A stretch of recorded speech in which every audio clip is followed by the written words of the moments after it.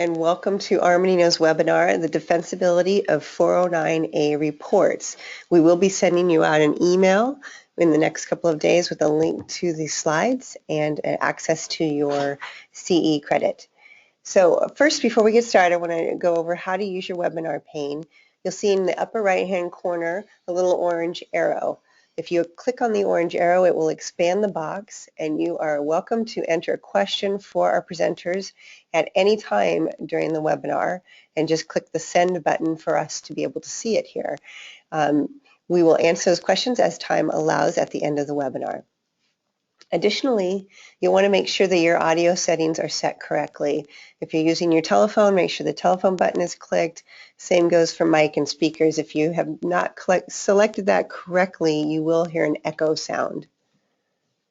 And then this is important. So to qualify for California continuing education, you must make sure that you are using a personal computer, not a PDA, and log in with your own information and unique URL. You must be logged into our online software for at least 50 consecutive minutes within the webinar time frame, actively respond to at least 75% of our polling questions, and complete the evaluation survey at the end of the webinar. With this, I'd like to introduce you to our presenters today. First, we have Dirk Van Dyke, who's the Managing Director in our Valuation and Equity Services Group. He has more than 20 years of experience evaluating companies in Silicon Valley, and his major practice areas include common stock, valuations for stock option pricing, purchase price allocation, and derivative valuations for financial reporting purposes. Next, we have Gunther Hoffman. He's a Managing Director of our Valuation Equity Services Group. Gunther is a director for our consulting practice, and in his capacity as a venture capitalist, entrepreneur, mergers and acquisitions advisor, and valuation specialist, Gunther has valued over 400 companies in the last 15 years for investment, M&A, financial reporting, and tax purposes. His industries that he represents include software, internet companies, life sciences, semiconductor, and renewable energy clients. Finally, we have Alex Floria, who's an account executive with our valuations group at Armanino. He's spent the bulk of his 22-year career in financial services in and around Silicon Valley and has worked with such industry leaders as Allstate, Charles Schwab, and Citigroup. He possesses the ability to analyze and ascertain the needs of each client and then present complex solutions in a simple and easy to understand fashion. With that, I'm going to turn it over to Alex. Thanks, Mary, and hi everyone, and welcome to our webinar. I'm going to go a little bit off script here just to talk a little bit about this webinar, and surely everyone on this call is aware that the 409A is a compliance exercise, but I think one of the questions maybe in everyone's mind might be, why did we call it the defensibility of 409A reports? And the answer is actually pretty simple. This webinar is really the result of conversations we've had with clients, with law firms, with other referral partners, who I would say, particularly in the last few years, there's been a bit of a, let's call it a cavalier attitude, sort of a check the box mentality as far as 409A reports. Because let's be honest, the IRS hadn't come out. They were not checking. That changed a little bit in 2014. The IRS finally came out and started taking a look at some 409A reports. So I think there is a renewed interest in the defensibility of 409A reports and the opinions that are put out. Armanino is in a fairly unique position because as an accounting firm, our audit team routinely brings the reports from other firms. We get to review the reports from just about every firm out there and really get an understanding of which reports get through audit and which ones struggle. We started, talking about in the slide, talking about our team's experience.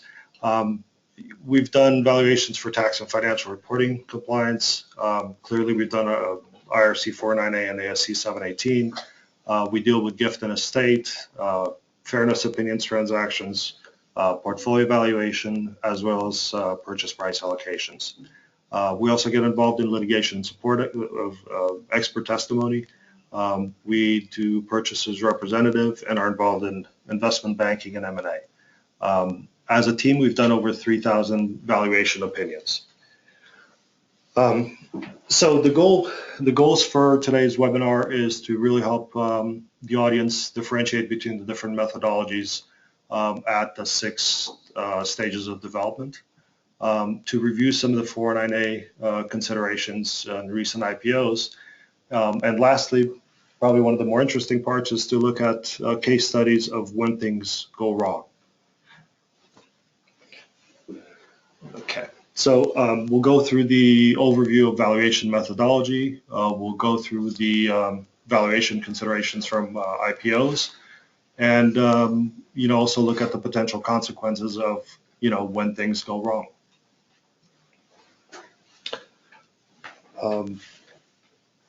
Let's see. So looking at 409As, the factors that need to be considered, and these are factors that all valuation firms should be taken into account, which is, following the AICPA practice 8 and looking at the company, looking at the industry, the economy, looking at the management team and the board of directors, their customers and vendors, the investors in the enterprise, and really the risk factors that are faced by the enterprise.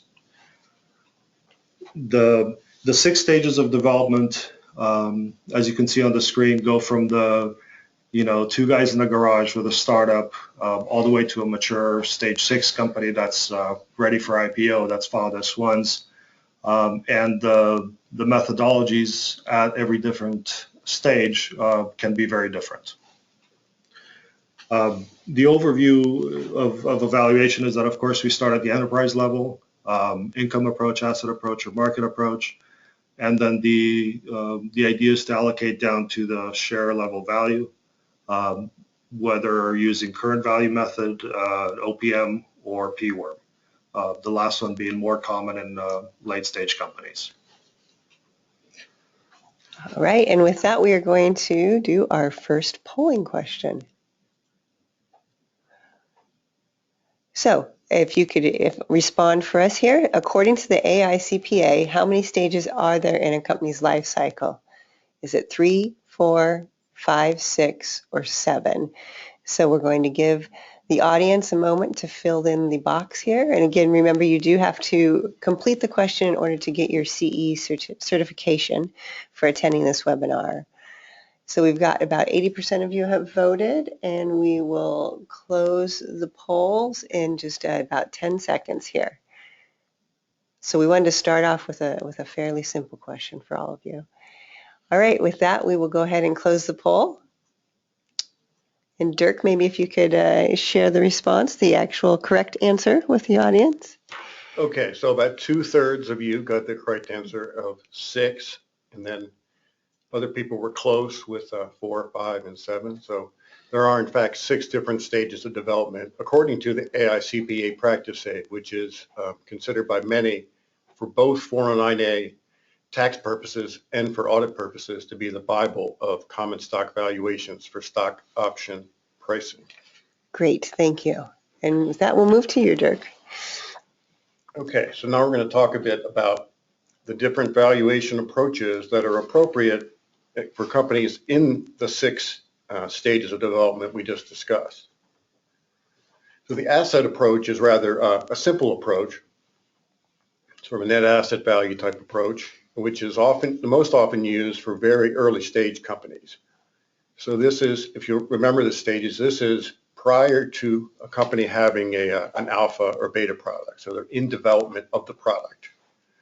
So there is no income, there's nothing to apply a multiple to, so you can't use the income or market approaches. As the company moves along into stage 3, then the market approach becomes applicable. Either the guideline public company approach or the guideline transaction method, the M&A method. And then moving into stage 4, we start seeing the income approach, discounted cash flows. And sometimes we may see that in earlier stages, but only if management has prepared projections and also is fairly confident in those projections. So one of the things we look at is how speculative are the projections and how confident management is in those projections. Were they just something they did because most companies do that, but they're really not that confident in the revenue forecast, for example. Lastly, we have what might be a new valuation method for some of you, which is the backsolve method. This is for companies that have recent arm's length transactions in their own stock. This is most often companies with preferred stock transactions. We'll go into this more detail in a couple slides, but just want to say here that when this method, when there is a transaction with an independent lead investor putting cash into the company, that's often considered to be the best indication of value. Okay, so what are some of the factors we look at when we analyze the discounted cash flow method, the income approach? Obviously, the financial projections are important. What's the source of the forecast? How much work has been done in terms of preparing the forecast? How confident management is, which can vary significantly. So we take those factors, the company's stage of development, and most importantly, the risks facing the company, and determine the discount rate, which is a key part of the discounted cash flow method. At the end of that method, at the end of the projection period, say the projections go out through 2018, we would calculate the value of the company at the end of the projections in December 31st, 2018, which is done in one of two ways. One can be using a multiple, an exit multiple, if you will, at the end of the projection period based on market data. The second is the Gordon growth method, which is just capitalization of cash flows. So it depends on the company's stage of development, and if we're going to use the Gordon growth method and capitalize earnings, we would have to wait where the company's has reached a stabilized level of operations. Maybe if I can interject a quick comment on the financial projections. Also, what we look at is, are these the official company projections, or is this a projection that is specifically only done for the valuation, which of course would be a red flag? Yes, we did a valuation back in, I think, 2007, where the company had done a financing 3 months prior to the valuation date, and we asked for projections, and they gave them to us. And we didn't ask if they were the projections from the financing. We just sort of assumed they were, and completed the valuation. And then the auditor, one of the questions from the auditor was, why didn't you use the projections used in the financing, which were the revenues were more than 2 times the projection? So the CFO of that company had a tough time explaining to the auditors why their projections decreased by over 50% in 3 months. So good point there, Gunther. In the market method, if you're reviewing a valuation, one of the things, we have a few things you might want to consider up there. Obviously, it's important to get the proper comparable public companies when you're doing the market method, or the comparable private transactions in the M&A method. The public company method results in a minority level value. When an entire company is acquired, not surprisingly, it results in a controlling level of value. We typically use a valuation multiple listed up there, either price to revenue, price to EBITDA, or price to earnings. Price to earnings is used less in the business valuation field than it is in public stock markets. The price to revenue multiple is used, typically used when there's companies that don't have any earnings, and also for certain industries, such as the software industry. Typically, a price to revenue multiple is used. Whereas price to EBITDA or EBIT, an earnings multiple, would be used for companies, old style companies, manufacturing companies, sort of your Dow Jones type companies. And we also want to point out that it's not appropriate to just say, okay, here's some, say you have a software company and you have some revenues and the average and median is 2. You shouldn't just blindly use that. One would have to adjust those market multiples for the differences in size, stage of development, relative profitability and risk. It's probably also interesting. You would want to look at what is really what is driving the multiple, and sometimes size matters, and bigger companies are valued with a higher multiple. Often it doesn't matter, and what really matters is more profitability, or maybe revenue growth, or growth in profits. Yes, revenue growth should really be on the slide, so that can be a very important factor in selecting the multiple to use. Okay, the back solve approach, the new approach. This is when cash actually exchanges hands. Someone is making what's often $1 million plus investment in a privately held companies. Typically, these are venture capitalists. They're unrelated parties, at least when they're providing a good indication of value. They're arm's length transaction. There's a new lead investor, meaning that it's not existing investors. Two of the key inputs to this approach are the time to liquidity and the volatility, which is from public companies. Sometimes there are unit transactions. For example, there could be 2 shares of preferred stock and 1 warrant grouped together and sold as 1 unit. Or perhaps what we see more often recently is a block of preferred stock sold to investors, also along with some common stock held by employees sold to investors. So we would treat that as all 1 unit. We wouldn't just look at the price paid for the common stock in that transaction, because that's not what the investor received. The buyer received preferred stock and common stock. So we would do the back solve to solve so the relative value of those two would equal the total purchase price. And as you would expect, a preferred stock would have a higher value than the common stock. So another thing to consider are secondary market transactions. Those may or may not be indicative of value. If it's a secondary market transaction between the CEO of a company and a current board member, that would probably have some indication of value, but more often it is a lower level employee to someone outside the company that does not have access to information. So if you look there, due diligence and information access is a key variable. If none of the buyers have any information about the company, other than what a rank and file engineer would know about the company, then that's not considered to be a meaningful indication. We don't give that much, if any, weight. And lastly, with this method, we would weight that with other approaches, or sometimes we may give all the weight to this method if it's entirely new investors that invested in a new class of stock.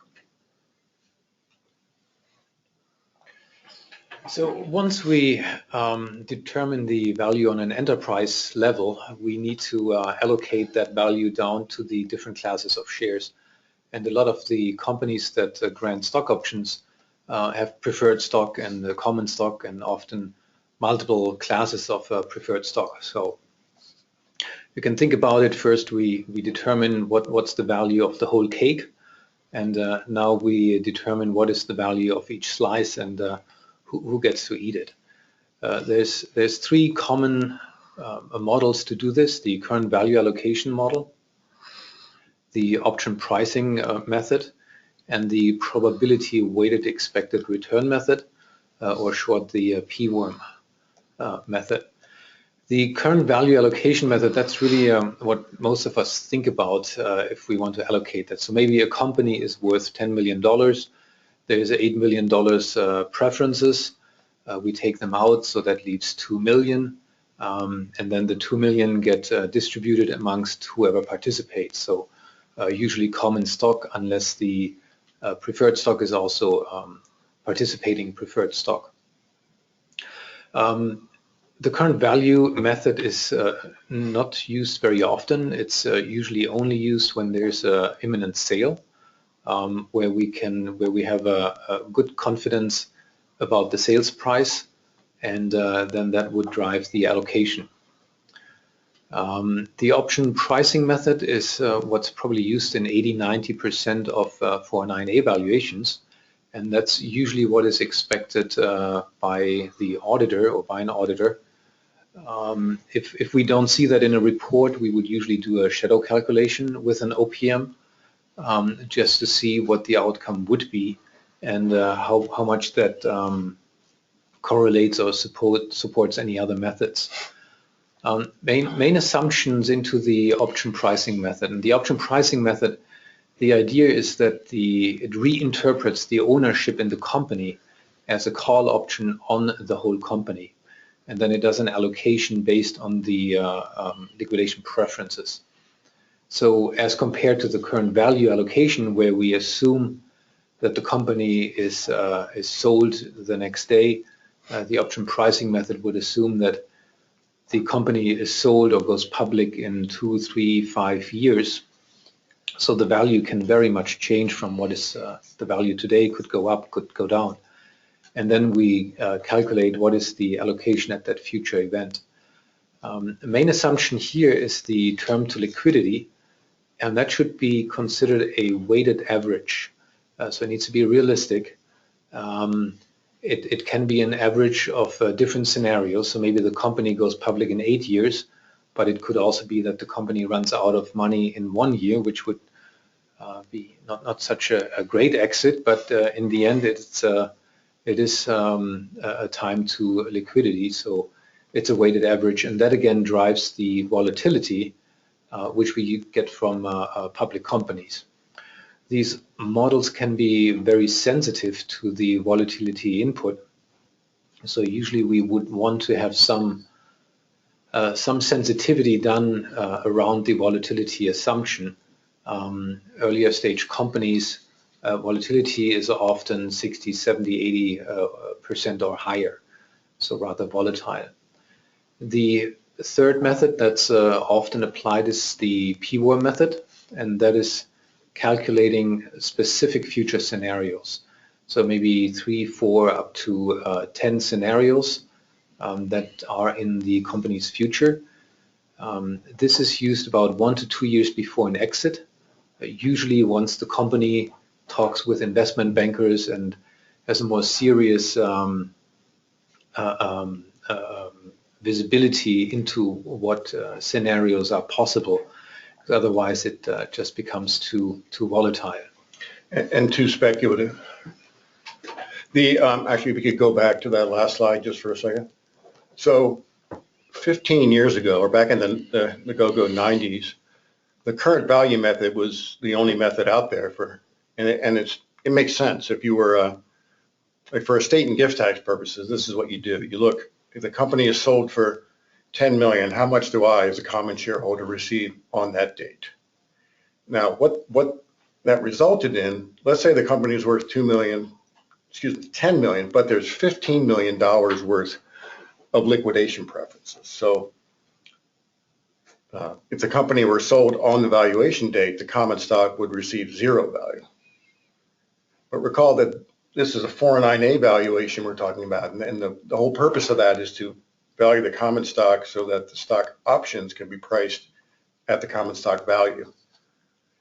And the IRS and AICPA and the SEC noted that no one was giving away stock options when the common stock, was underwater, and that there is some value. So the AICPA practice aid was first introduced, the first edition, back in 2004, and it introduced the option pricing model and the PWOR, both of which are forward-looking methods that will allocate, even when the value of the company is less than the value of the preferred stock, it will allocate some value to common stock,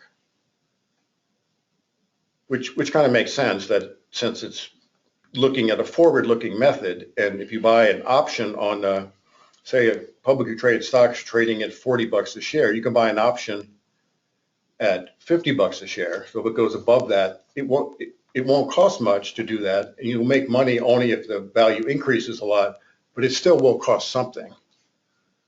So it's the same theory that will allocate value to common stock, use it when the common stock wouldn't receive anything if the company were sold on the date of value. Maybe a quick comment also on the term to liquidity and the volatility. So Usually the longer the term, the more gets allocated to the common stock. Reason that the longer that term is, the higher the chances that eventually there is some allocation to the common stock so that they will get above that liquidation preference. Similarly, the higher the volatility, usually, the more gets allocated to the common stock. Again, there is more chance that eventually the value of the company is higher than the liquidation preference. The other area of interest, concern, and contention is the marketability discount. Needs to be a reasonable range, probably 20 years. The assumption was quick and easy, it's 35%. That's not the case anymore. The assumption today is that there is a lot more analysis that goes into it. It gets applied on a per share level. So it could be common or preferred, and arguably the marketability discount would be different for common and preferred. And marketability discount really is kind of the discount that you would take because you do not get a distribution the next day, but you have to wait for your liquidity. So your share is not marketable, but you have to wait 3, 4, 5 years to receive any proceeds. There's a range of methods, quantitative methods, and there's a range of qualitative inputs that go into it. There used to be the Mandelbaum decision, which listed 10 distinct factors that you would have to consider. Since then, the IRS has come out with their own engineering help, and I think they list over 30 distinct factors that you would consider in determining the marketability discount. In the 49A world, on the one side, that's done for IRS, so you'd have to have a qualitative understanding what the discount could be. On the other side, it also needs to be auditable for financial reporting purposes, and that's where you would apply a range of quantitative models. Most of them are based on option models with the main inputs term to liquidity and related to that volatility. And in this case, is the longer you have to wait for your money, the higher the discount, which makes sense. Also, usually the higher the volatility, the higher the discount. Right, volatility can be thought of as a measurement of risk in this case. One last comment is if you get a 409A valuation that does not have any quantitative methods that take into account both the volatility of the company and the time to liquidity, then that it's actually incorrect. It doesn't meet the standards of a 409A tax purposes or the AICPA. So what used to be done, as Gunther was alluding to, is that people would just list a bunch of studies that were done for restricted stock discounts and pre-IPO discounts and just select a discount from within those studies. And that's no longer acceptable. So if you see a valuation that does that, it's not a well done one. Okay, so now we have another polling question for the audience. And that question is, the back-solve method is always a good indicator of fair market value. Is that true, false, or you're not sure? So again, the back-solve method is always a good indicator of fair market value. And we've got about 75% of our audience has voted. We'll give you another 10 seconds or so here to put in your votes. Okay, and with that, we'll go ahead and close the poll.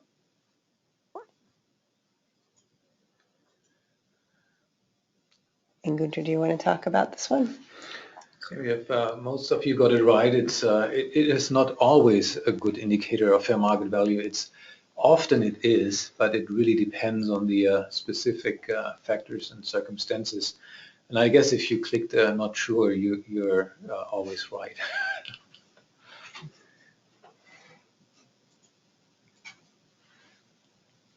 Okay, and we're going to move into valuation considerations from recent IPOs. So in this section, we looked at a number of recent IPOs and looked at the common stock valuation section in the disclosure documents in the S-1. And specifically, we looked at the methodology, the guideline company selection, but also how were market transactions treated in these companies, and how does the volatility in public markets impact that. Our first example is Etsy, went public in April this year. And we can see the OPM, the option pricing method, was used until February 2014, so a little bit more than a year before the IPO. And then the company switched over to a PWORM, probability weighted expected return method, or a hybrid method. Hybrid in this case means that they probably also did an OPM calculation as one of the scenarios, usually with a longer term assumption. So maybe we IPO in a year, maybe we get bought in 2 years, but maybe we stay private for 3 to 5 years.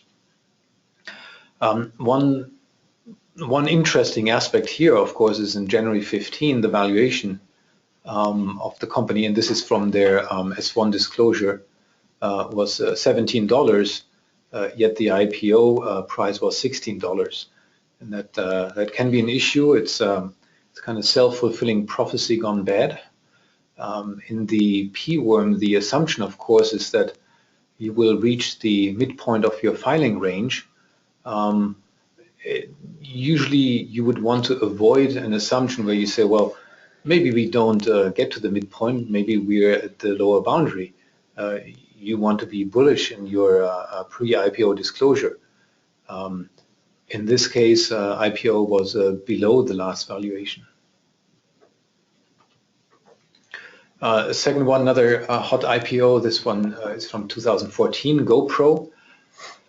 And we can see they did OPM until June 12, so about 2 years before the IPO, textbook's example, then switched over to a PWORM or a hybrid method.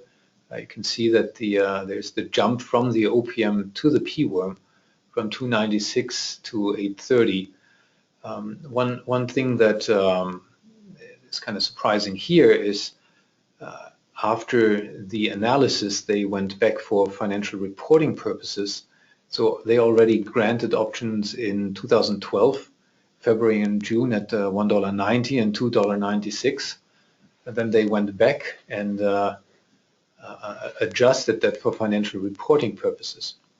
So I don't know about you, but I wouldn't be too excited to be granted options at $2.96 a share, and then have the auditors come in and say, no, those were really worth $8.30 a share. That's a risk factor for if someone such as the IRS were to look at the S1, they could see some low-hanging fruit there.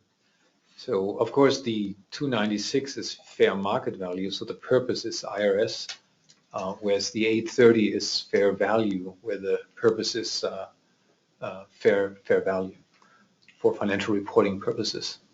Interesting here also, the marketability discount was only 5% during the whole year before the IPO.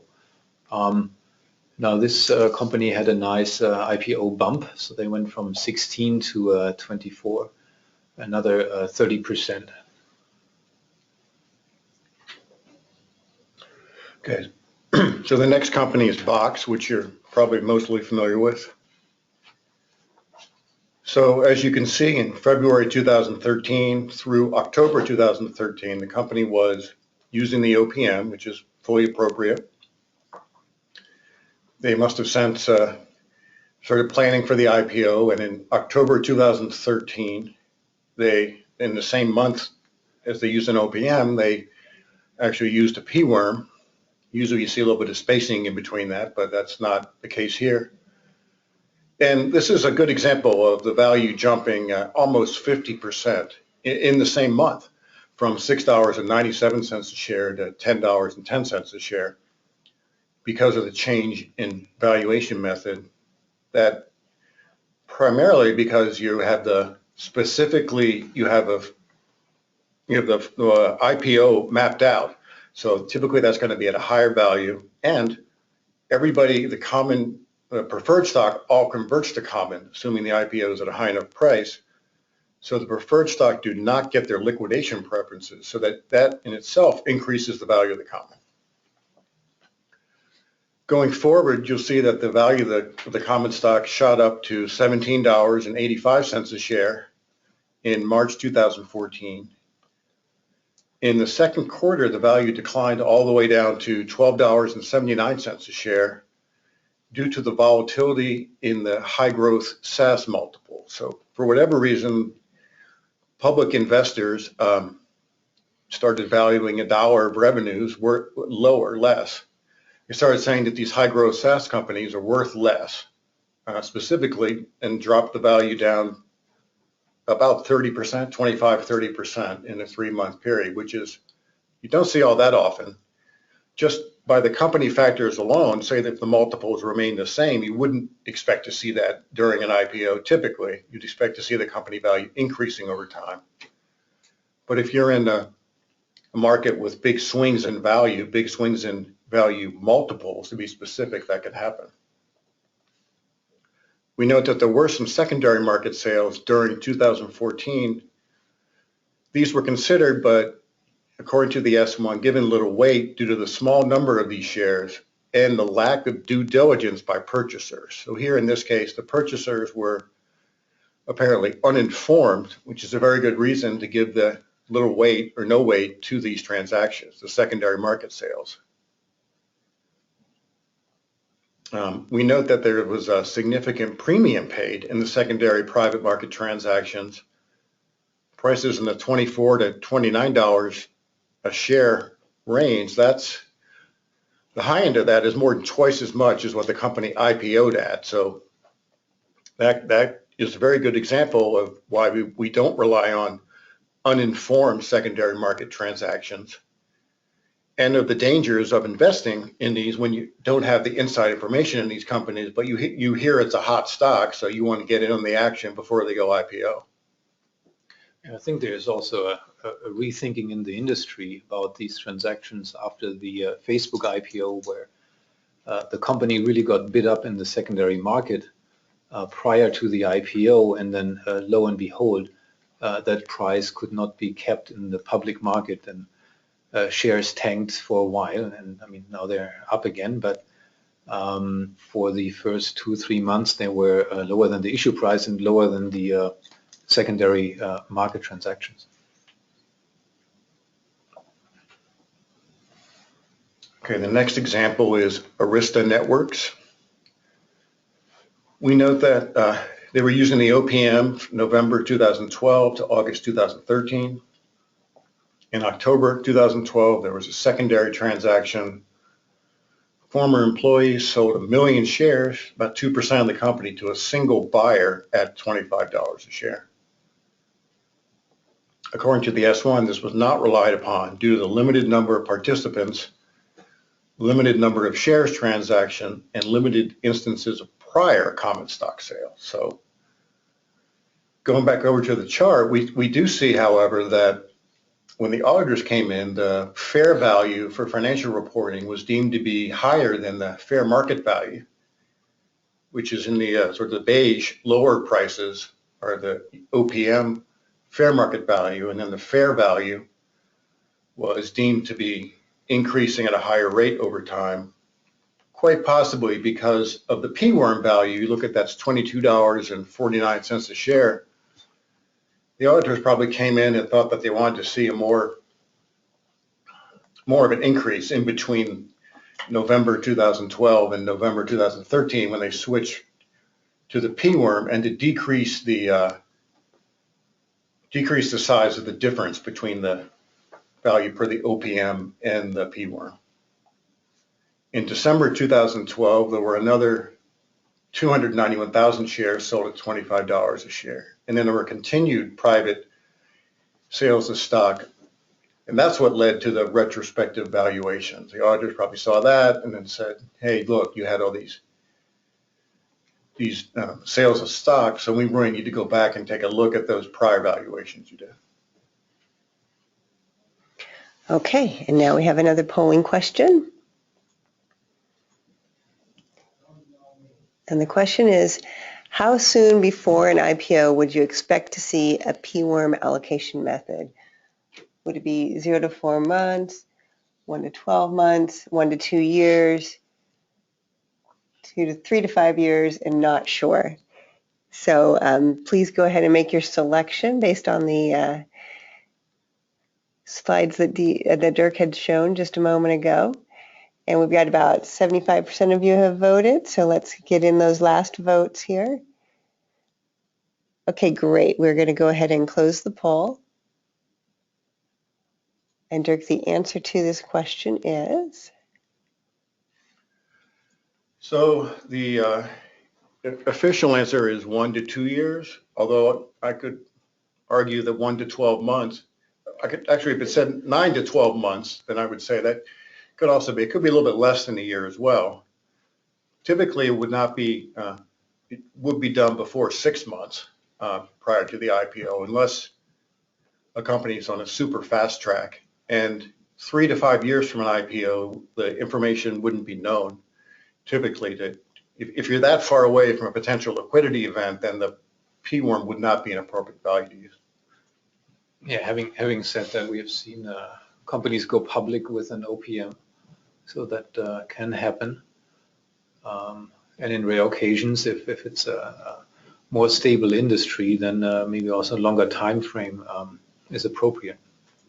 And not sure is always correct. That's your favorite answer. But what we see in the companies we value is typically in the 1 to 2 year range before their planned IPO date. I think that was also all the examples at 1 to 2 years. Yes, that's true.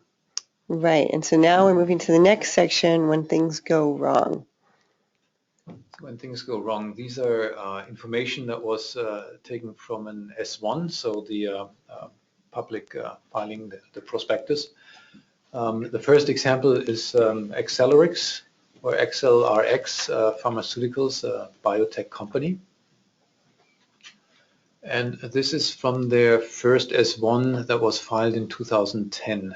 They filed to go public, and we looked at the stock-based compensation disclosure, the section, and here is the table that they showed and some disclosure below. So in July 2009, they had a stock grant for 827,000 options roundabout with an exercise price of $1.38. And the disclosure for that was that in December 31, 2008, the board determined a fair value of $1.38. It also mentions that at that point, the last investment was a Series B at $4 per share. And that was done in February 2008, so about, well, more than I guess about a year ago. At the time, time to liquidity of 3 years, which would take them to end of 2011. So that was number one. Then number two here, that's the second grant, June 15, 2010. And that's over 5 million shares, so substantial. And the disclosure that they have here is that in December 31, 2009, so end of 2009, the board determined a fair value of 30 cents per share. And at that time, the last investment was a Series C at 99 cents in November 2009. So pretty close to the valuation date. Also note that this is a down round from the Series B, which was at $4 per share. And we note that on this date, all the stock options were granted at 30 cents a share. And then what happened in number three, that the company did a subsequent valuation. And in that subsequent valuation, the board determined a fair value of 64 cents, so more than double. And that was done after further analysis of the IPO prospects. And both of these, the methodology was a PWORM. So we can see the assumptions for this bullet point 2 on the right, and a little bit lower the bullet point 3. So what changed is the probability of an IPO. Also the discount rate changed. So again, this is for the same valuation date in June 2010.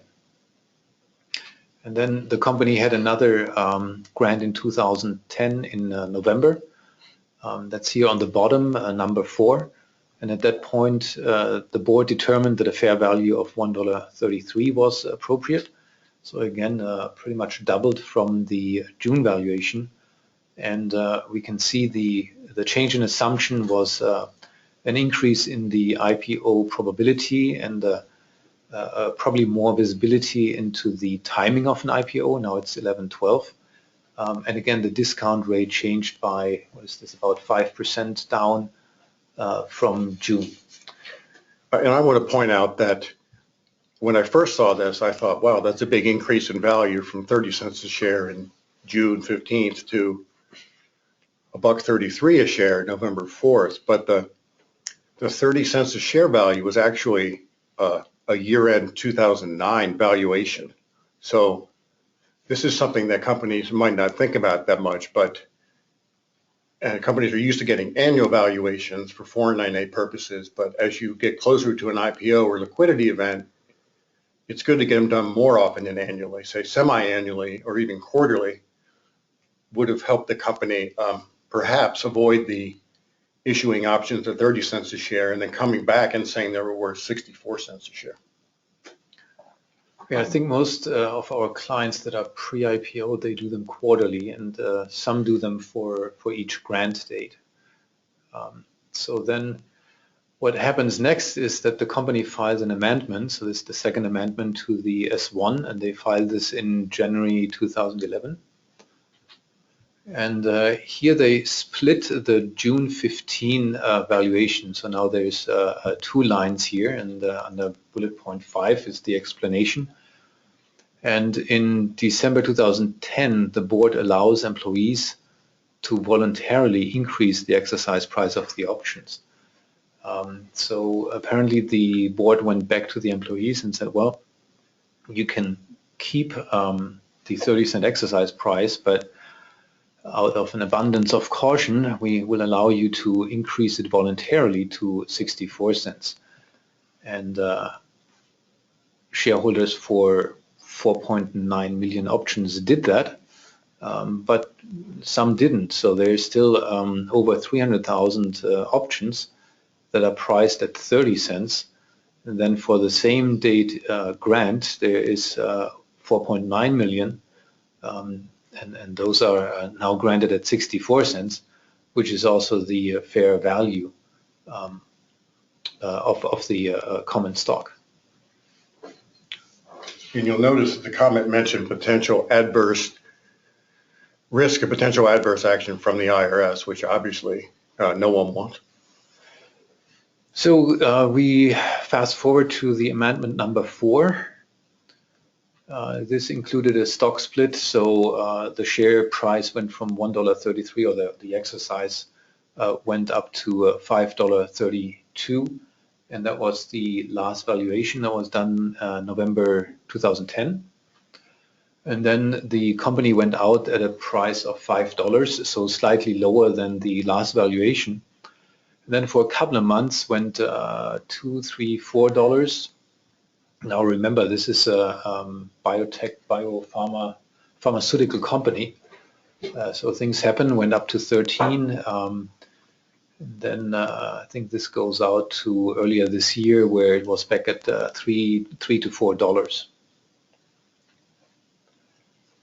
Then I think, Dirk, you're going to talk about Workday. Yes. So as you can see, this is a nice chart here of the exercise price per share. So Workday was getting very regular valuations done in 2011 and 2012. The interesting thing here is that you'll note at the bottom of the page, the August 2012 exercise price per share is $8.55 and $9.20 a share, but there's no fair value per share there. So it's a little different. We'll go on to the next slide. Okay, so the company in September got a new valuation and made some new grants.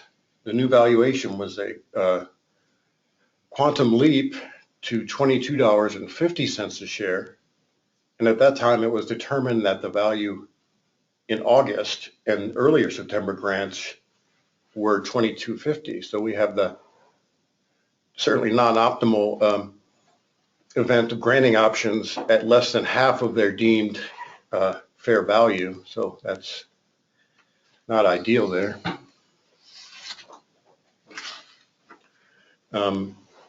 Company files a second amended S-1 on October 9th, and it has at this point made some additional grants at $22.50 a share, which that's fine. It already has established that value at that price. What's not so good is that the company attorney filed with the SEC this publicly available document. And as you can see there, the company reassessed certain of the key components of its historical contemporaneous valuation analysis. In other words, it went back and looked at certain of its valuations that were done contemporaneous or basically very close to the date of valuation. One of the things they looked at was the use of trailing 12 months revenues. This is remember it's Workday, this is a very high growth company, so that's an odd choice there, using trailing 12 months revenues as opposed to forward revenues. Comparable companies, they re-looked at and then changed the comparable companies, and then they looked at the income approach, perhaps lowered the discount rate there. Wasn't clear from the S1 what the change was there. So we'll see what happened after this. So here, my goodness, they've gone back all the way to May and said that those, the $7.05 a share was actually, had a fair value at least of $12.80 a share. That was an equal weighting of, one, the change from going to the future 12 months revenues, and then two, the change with the much bigger impact was the revised set of comparable companies. Perhaps what happened was they weren't using the comparable companies that the investment bankers said were pertinent, and then they changed at that time. So we're really not, it's not clear from the S1, but that could have been something that happened. In June 30th, they just simply gave all the weight to the new comparables and the forward multiple, said that the appropriate value is $15.20 a share, which is nearly twice, well, maybe 80% higher than $8.55. And then again in July, they did the same thing with the fair value being much higher than the actual stock option grant. You can see the differences down there.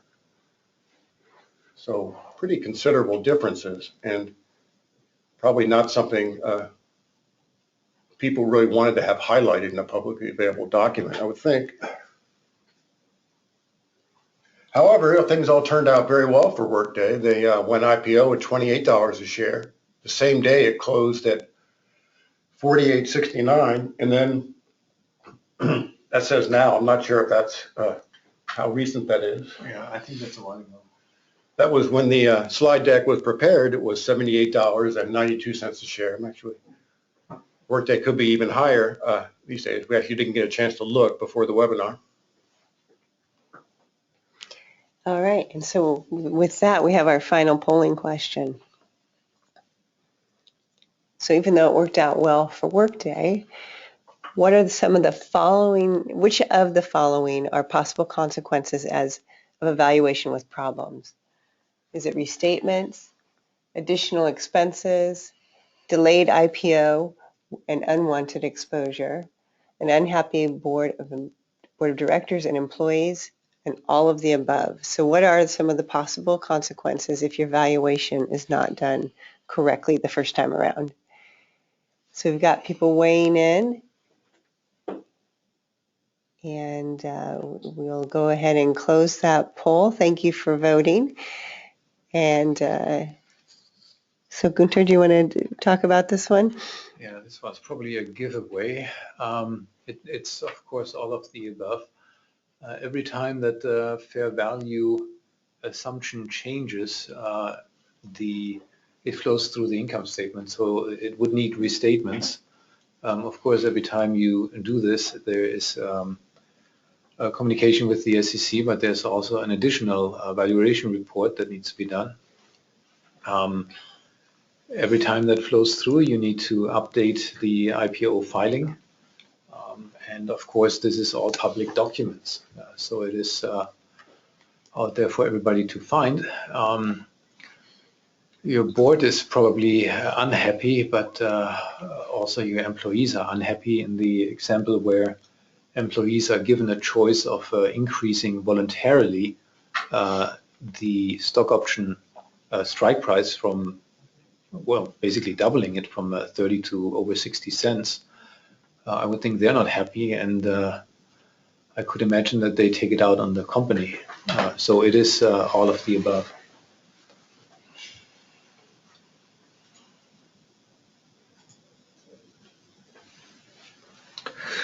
Okay, so to conclude our webinar, the things that we've covered this afternoon are going to be the ability to how to differentiate between the valuation methodologies considered appropriate for a company's stage, the key valuation considerations presented in recent IPOs, as well as these case studies of when things go wrong. Hopefully some of what you learned today, and many of you probably already knew this, is 409A is a compliance exercise. We believe defensibility should be the #1 priority. Realistically, there are no shortcuts to quality defensible 409A reports, and to some extent you get what you pay for. So if something sounds too good to be true, it probably is. But I think most importantly, the consequences of poor compliance are really not immediately apparent. As you saw from some of these examples, it could be months or years before some of those things come back to bite you. And again, given that here at Armanino we have a chance to review other 409A reports for our audit clients, we see reports that do not meet AICPA or IRS guidelines. We see everything from basic math errors to inappropriate comps to inappropriate methodologies. And all those things contribute to significantly more review time and revision during audit. And in some extreme cases, the 409A is unacceptable and rejected completely. So hopefully you found all this information helpful. And at this point, we're going to open it up for questions. Okay, we have a question on what are the penalties for failing the IRS audit? So I assume that means what happens if the IRS determines that the value of the common stock was actually, say, $22 a share when someone was granted options at $9 a share. So in this case, we have an option granted below fair market value.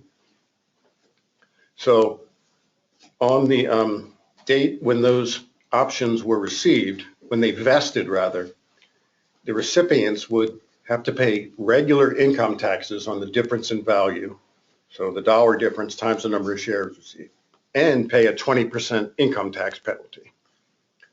So you'll notice this is a particularly egregious penalty in my mind, because if I'm an engineer at a company, I had nothing to do with the stock option pricing, but I'm all of a sudden have to pay regular income taxes on regular income plus a penalty when I received a stock option that may not even be worth anything. The company could still be privately held. So there are some pretty significant penalties for failing the IRS audit. Well, there's also a California penalty, and I think that's 10%. Went down from 20 to 10%. I think there's also interest on underpayment, and I think that's at 6% from time of grant. So it can be 10 years later that you receive a grant of options, and then all of a sudden those 6% over 10 years that accumulates. I can also make a quick ad for another webinar we have coming up where we go through a specific example, kind of how the penalty would add up. Yeah, so we thank you. We have a couple of more questions that have come in, but we have run out of time, so we will make sure that we send email replies to your questions. We appreciate everyone joining us for today's webinar, and feel free to reach out to our presenters. We've got Alex's phone number and email here, so you can reach out to him. And just a reminder that within 3 business days, you will get your certificate of completion for CE credit, and you will also get a link to the webinar recording and the PowerPoint slides. So thanks again for joining us today, and thank you, Gunter and Dirk and Alex, for your presentation.